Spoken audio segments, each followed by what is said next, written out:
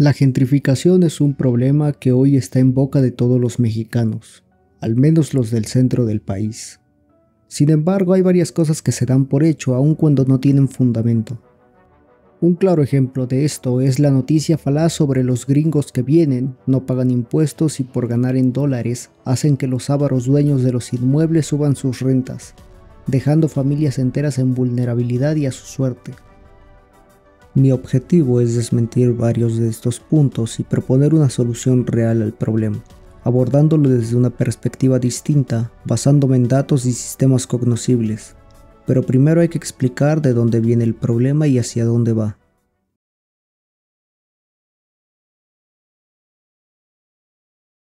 La centralización del poder se refiere a la concentración de las decisiones políticas en un grupo o una sola persona.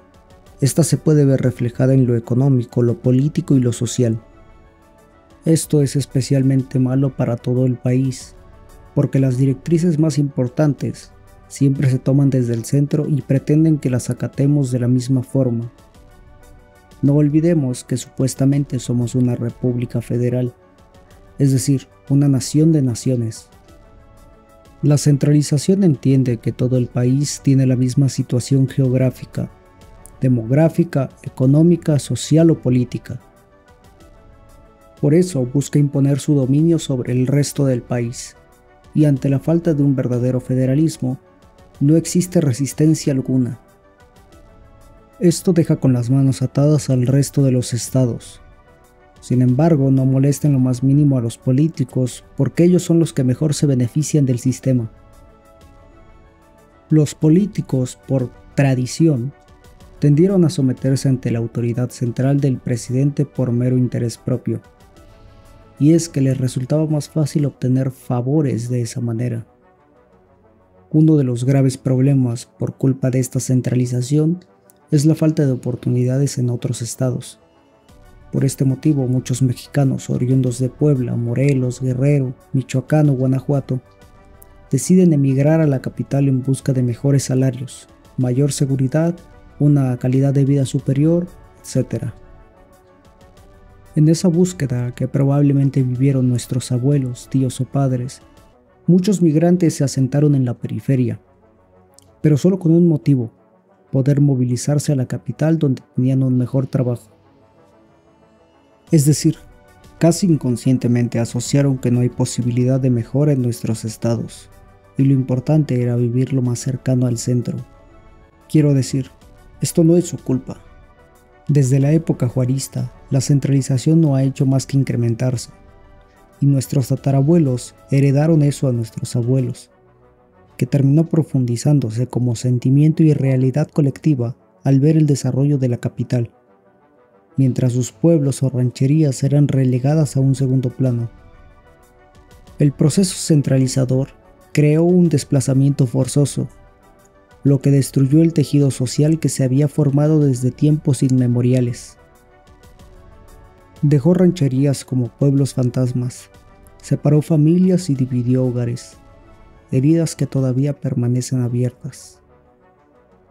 Incluso hoy basta con ver las noticias de los periódicos o canales más importantes, y se puede apreciar que los sucesos más relevantes son los que ocurren en la capital.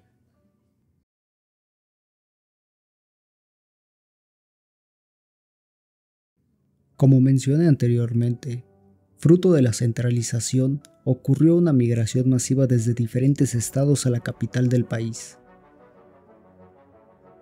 Esto hizo que desde muy temprano se sobrepoblara la zona, y ante la falta de una legislación ágil y eficaz para construir inmuebles desde el sector privado, muchos migrantes terminaban llegando a la periferia, como Nezahualcóyotl, Ecatepec, Coacalco, Tlalnepantla, Chimalhuacán o Los Reyes. Municipios que aún estando cerca se dejaban a su suerte, véase el caso de Nezahualcóyotl. Mientras esto sucedía en las orillas, la capital se embellecía con recursos federales. Hoy ese problema sigue sin solucionarse, ya que continúa concentrando oficinas, museos, estadios, escuelas, universidades, empleos, plazas, parques, etc. La situación es la misma que hace 30 años. Muchos mexicanos siguen queriendo irse a vivir a Ciudad de México, y esta no se da abasto para recibir a tantas personas. Por eso los precios terminan subiendo desproporcionadamente con el bolsillo de la gente. El problema de la gentrificación como problema actual no radica per se en el aumento de los precios, sino en un largo historial centralizador que terminó agravando el problema. ¿Por qué? Porque si las políticas hubieran estado enfocadas en un verdadero federalismo, es decir, en una verdadera descentralización del poder que hubiera permitido a cada estado desarrollarse acorde a sus situaciones concretas, los mexicanos del interior del país nunca hubieran emigrado, ya que las posibilidades de desarrollo serían las mismas o superiores que las de la Ciudad de México. Resulta llamativo que ahora la izquierda, tanto internacional como nacional, toma como chivo expiatorio a los migrantes de nuestro vecino norteño, diciendo que son los culpables del aumento en los precios y el desarraigo social. Los mismos que hace 30 años trabajaban de la mano con el PRI, festejando con ellos la expropiación de la banca o del petróleo. No olvidemos que este partido emanado de la revolución fue el mismo causante de la centralización actual. Por si todo esto fuera poco, que digo ya parece bastante chiste, la jefa de gobierno Clara Brugada propone acabar con el problema de la peor forma posible: precios controlados.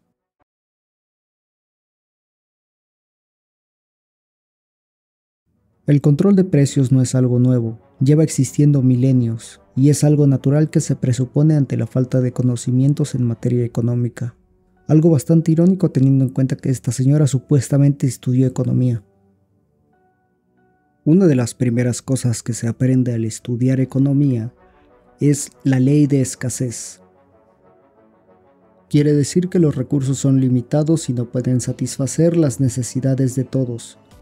Por eso, el estudio de la economía es hallar la forma de asignar esos recursos de forma eficiente y que cada persona pueda poseer bienes y servicios a pesar de la escasez subyacente. Imponer un precio máximo solo genera más escasez, porque los propietarios no van a arriesgarse a poner en renta su propiedad si después no les genera rentabilidad alguna, o peor aún, si los ingresos que obtienen son inferiores a los gastos. Una vivienda necesita mantenimiento, especialmente cuando ocurren eventos extraordinarios como el sismo de 2017. La mayoría de las zonas gentrificadas son de alta plusvalía, y los edificios tienen lujos que no se ven en otras zonas, gastos que también han de mantenerse como guardia privada o poda de césped. El más grave riesgo por culpa de esta legislación impositiva es que se dejen de construir viviendas por parte del sector privado, lo que incrementa aún más la escasez. Sumado a esto, no toman en cuenta las variables del propietario. Alrededor del 70% de los mexicanos cuentan con vivienda propia.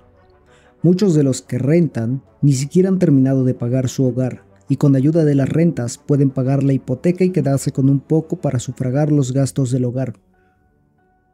Por supuesto, hay otros que sí tienen más recursos y que se quedan con casi la totalidad de las rentas. Pero aun cuando esto es así, ¿qué tiene de malo? Quiero decir, esas personas, ya sea por herencia o mérito propio, consiguieron las propiedades de manera legal y ahora las utilizan para obtener ganancias. No es el caso de los políticos como Ricardo Monreal, poseedor de 48 propiedades a costa de los mexicanos.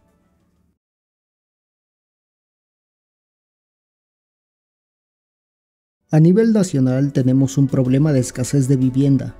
La capital tiene una escasez de más de 500,000 viviendas como antaño. La fórmula es incentivar la construcción de inmuebles habitacionales desde el sector privado y reducir los trámites burocráticos para agilizar el proceso. También es necesario reformar todo el sistema para implementar un verdadero federalismo que permita el desarrollo de cada estado acorde a su situación concreta. De esta forma mitigamos la migración y alentamos el crecimiento económico local. Desgraciadamente es algo que puede durar años, pero con determinación y políticos que no estén alejados de la realidad podemos lograrlo. El mercado ha demostrado ser mucho más eficiente para asignar recursos que son escasos. Y eso es así porque se guía a través del sistema de precios, la piedra angular de todo el capitalismo. Sin los precios no hay necesidad de economizar y tiende al desperdicio de recursos, similar a lo que sucedía en la URSS, donde los economistas Shmelev y Popov decían lo siguiente: para fabricar una tonelada de cobre usamos alrededor de 1000 kilovatios por hora de energía eléctrica, mientras que en Alemania Occidental emplean 300. Para producir una tonelada de cemento utilizamos el doble de energía que la empleada en Japón. Los precios, además de reflejar realidades económicas, orientan a los productores diciéndoles dónde deben asignar recursos para producir. Lo mismo sucede con los consumidores. Los precios les indican qué es más conveniente comprar. Las ganancias, por tanto, se vuelven igual de importantes que las pérdidas, porque indican qué es lo que la sociedad necesita. Es así que un Jeff Bezos se vuelve rico ofreciendo un producto que la gente quiere, pero también hace que un blockbuster quiebre por la falta de consumidores que éste es capaz de atraer. Por último, hay que añadir algo importante. Los bienes y servicios no tienen un solo uso. Es decir, el caucho no se utiliza solo para las ruedas o el petróleo exclusivamente para la gasolina. Tienen usos alternativos que la sociedad demanda en diferentes proporciones. Por ejemplo, la gasolina se demanda más que el maquillaje. Entonces, el petróleo tiende a priorizar este uso, pero sin dejar de producir el maquillaje. Eso en economía se llama sustitución marginal.